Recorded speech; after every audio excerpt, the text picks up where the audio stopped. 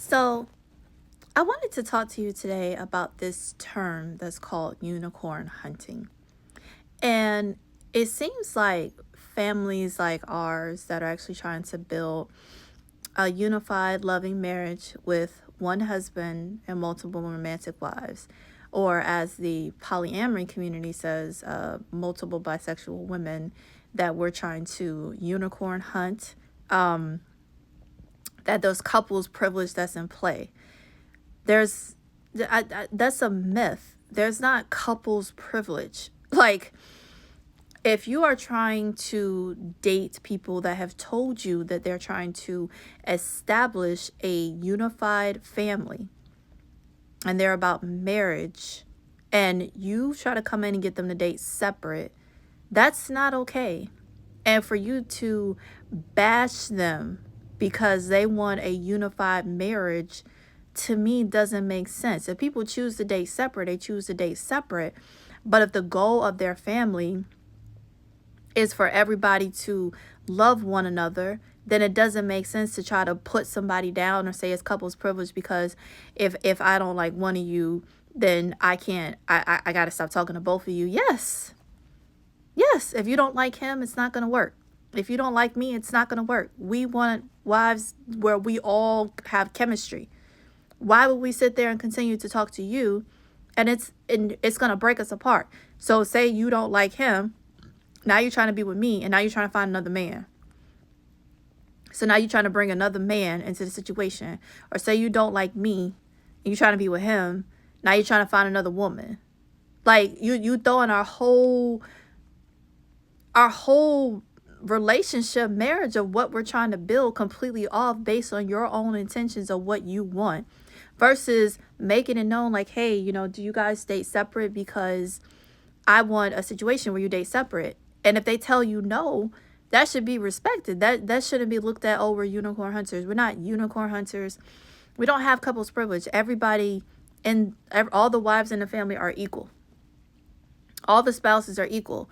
Now, of course, coming in, you don't know us and we don't know you. So, of course, like, you don't have access to accounts and things like that. That's crazy. If you date in monogamy, do you give somebody access the first week you meet them? Do you even tell them where you live? Like, it's the same thing. It's just you're dating a couple that's established. So of course, those things are already established. They have to get to know you and you have to get to know them. You don't trust them with your stuff either.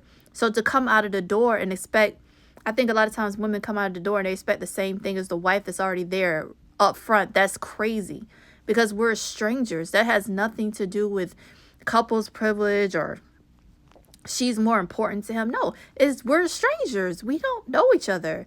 So we have to build trust. We have to build, and that takes time. And through time, you'll get to know us and we'll get to know you and you'll feel comfortable with us and we'll feel comfortable with you. And eventually it'll just move into a serious exclusive relationship, that hopefully at some point can move into marriage if everybody's comfortable. But no wife is better than the other. But I'm tired of families like ours that are loving, we're trying to build a loving polygamous family and we got the title of unicorn hunter before we even try. Because we're not into polyamory. We're not out here dating. We're actually trying to build a real polygamous family where we're all married, like vows and trust and land and children and actually building. Like, we're looking for a lifetime type thing. This isn't, we want to date you for 2 years. This is, we want to spend the rest of our life with you. So why would we want to be with a woman that's trying to separate us? And also, like, if you're coming in to talk to a couple, why would you want to do that?